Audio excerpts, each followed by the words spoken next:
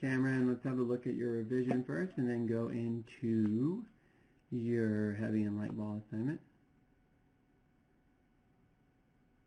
Okay, looking pretty good.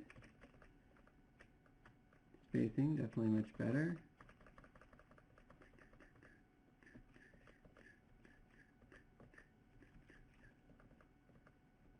A little abrupt here versus that.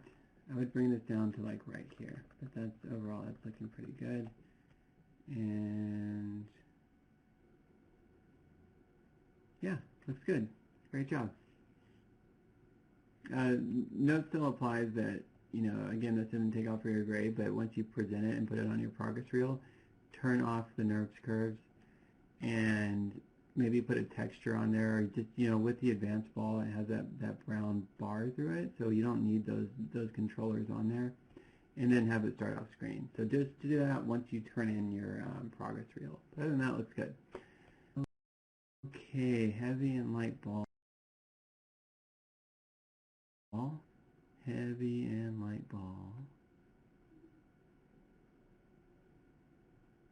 Okay. So, interesting idea.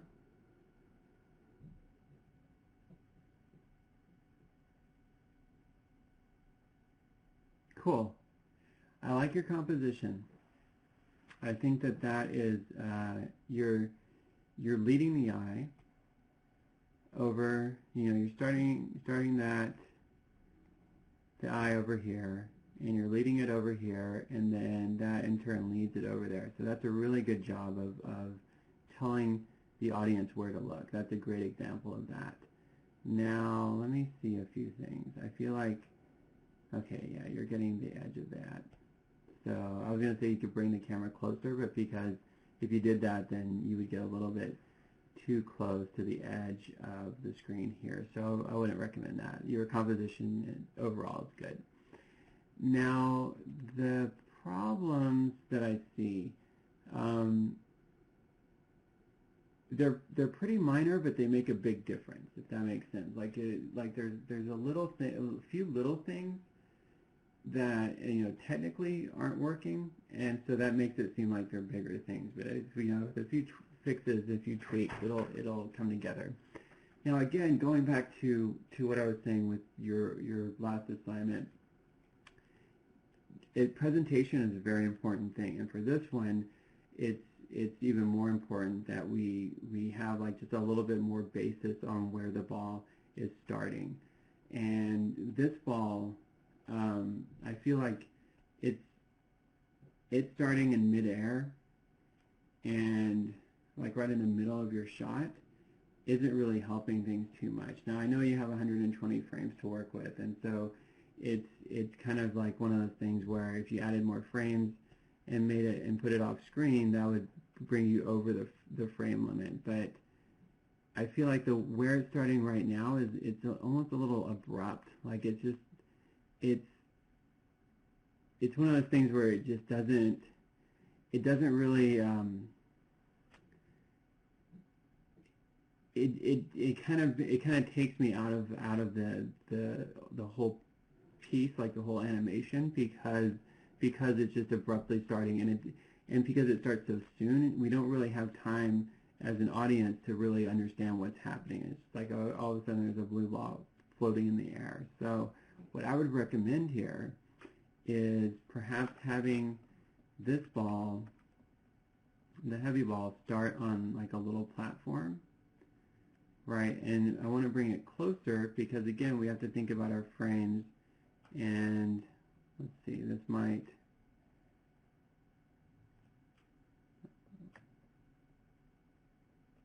yeah, we can do this. Maybe not as tall as I'm drawing, because what we want to ultimately do is have this ball bounce over this platform. So even if it's lower, that's fine. But for at least 3 or 4 frames, I want to see this blue ball stationary right here. And maybe just give this like a little bit more of a platform. I don't know. Doesn't really matter. We want to at least time for our eyes to focus in on something, and that's this moment. Now, yeah, so let's just say 4 frames. And then now we can ease out, and the heavy ball is going to land on this thing. And do it one big bounce and then a couple of small bounces. But when it lands, what we really are going to see is like, okay, it lands and then it presses this thing down and it stops abruptly. Like after that first bounce, I want to see that big bounce and those 2 bounces, and it's stopping right here. And that stop right here is a very slow ease. Now, right now, as I see it, as this ball bounces, it's almost hard to tell that this is a heavy ball because of this roll right here. This roll is way too fast. And it's not the distance it's going, it's the speed in which it's going. It should be bleeding off energy, so and at a quick rate. So the way I like to look at it is like basically what I was going over in the Q&A, where you have that curve and it slowly eases in over time. So if you're using your tangents, your weighted tangents, like you're pulling that tangent out a lot. Just so right here, like all this stuff over in this area is where that ease in happens. And it's one of those things that even like towards the end of this shot, like there's just like a little bit of pixels moving, and it's just like it goes over and it just slow, like it just really eases out of that move. Now that hitting down, it's not going to be on this thing anymore, and it's going to stop over here, and that's fine. We worry about that action, and then this ball shoots up here, the light ball.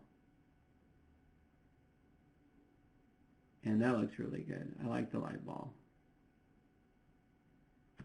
So, a few things here.